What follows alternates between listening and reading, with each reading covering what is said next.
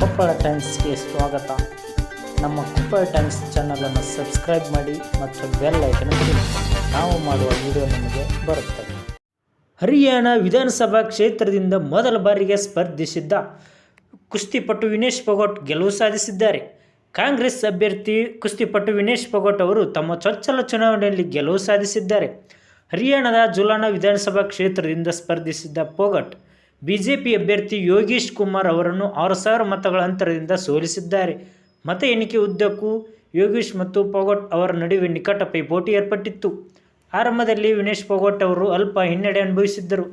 Paris Olympic ಮಹಿಳೆಯರ 50 kg ವಿಭಾಗದಲ್ಲಿ final ತಲುಪಿದ್ದ Vinesh Phogat ಅವರು 100 ಗ್ರಾಂ ಹೆಚ್ಚು ತೂಕ ಹೊಂದಿದ್ದಾರೆ ಎಂಬ ಕಾರಣಕ್ಕೆ ಅನರ್ಹಗೊಂಡಿದ್ದರು.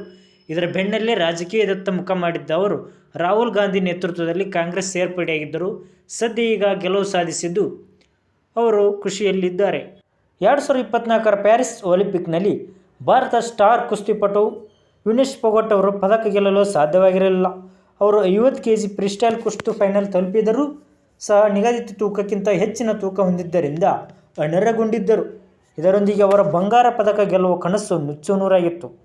ಆದರೆ ಈಗ ಪ್ಯಾರಿಸ್ ಒಲಿಂಪಿಕ್ನಲ್ಲಿ ಕಳೆದುಕೊಂಡಿದ್ದನ್ನು ಫೋಗಟ್ ವಿಧಾನಸಭಾ ಚುನಾವಣೆಯಲ್ಲಿ ಪಡೆದುಕೊಂಡಿದ್ದಾರೆ. ಹರಿಯಾಣ ವಿಧಾನಸಭಾ ಚುನಾವಣೆಯಲ್ಲಿ ಜೋಲಾನ್ ಕ್ಷೇತ್ರದಿಂದ ಕಾಂಗ್ರೆಸ್ ಅಭ್ಯರ್ಥಿಯಾಗಿ ಸ್ಪರ್ಧಿಸಿದ್ದ ವಿನೇಶ್ ಭರ್ಜರಿ ಜಯ ಸಾಧಿಸಿದ್ದಾರೆ. ಬಿಜೆಪಿ ಅಭ್ಯರ್ಥಿ ಕ್ಯಾಪ್ಟನ್ ಯೋಗೇಶ್ ಕುಮಾರ್ ಬೈರಾಗಿ ಮತ್ತು ವಿನೇಶ್ ನಡುವೆ ಪ್ರಬಲ ಪೈಪೋಟಿ ನಡೆದಿತ್ತು.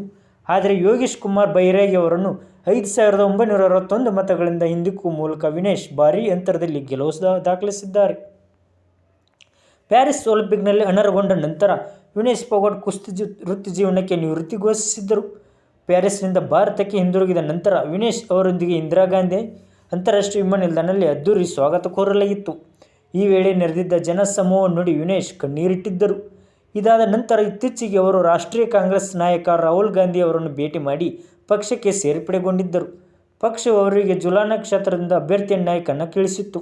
ಇದೀಗ ಹರಿಯಾಣ ಮತ್ತು ಜುಲಾನ ಕ್ಷೇತ್ರದ ಜನರು ವಿನೇಶ್ ಫೋಗಟ್ ಅವರನ್ನು 5,961 ಮತಗಳಿಂದ ಆಯ್ಕೆ ಮಾಡಿ ವಿಧಾನಸಭೆಗೆ ಕಳುಹಿಸಿದ್ದಾರೆ. ಈ ಹಿಂದೆ ಜಂತರ್ ಮಂತರ್ನಲ್ಲಿ ಮಾಜಿ ಬಿಜೆಪಿ ಸಂಸದ ಹಾಗೂ WFI ಮುಖ್ಯಸ್ಥ ಬ್ರಿಜ್ ಭೂಷಣ್ ಸಿಂಗ್ ವಿರುದ್ಧ ಲೈಂಗಿಕ ಕಿರುಕುಳ ಮತ್ತು ಇತರ ಆರೋಪಗಳನ್ನು ಮಾಡಿದ ವಿನೇಶ್ ಫೋಗಟ್ ಪ್ರತಿಭಟನೆ ನಡೆಸಿದ್ದರು. ಅವರೊಂದಿಗೆ ಸ್ಟಾರ್ ಕುಸ್ತಿಪಟುಗಳಾದ ಸಾಕ್ಷಿ ಮಲಿಕ್, ಬಜರಂಗ್ ಪೂನಿಯಾ ಪ್ರತಿಭಟನೆಯಲ್ಲಿ ನೇತೃತ್ವ ವಹಿಸಿದ್ದರು.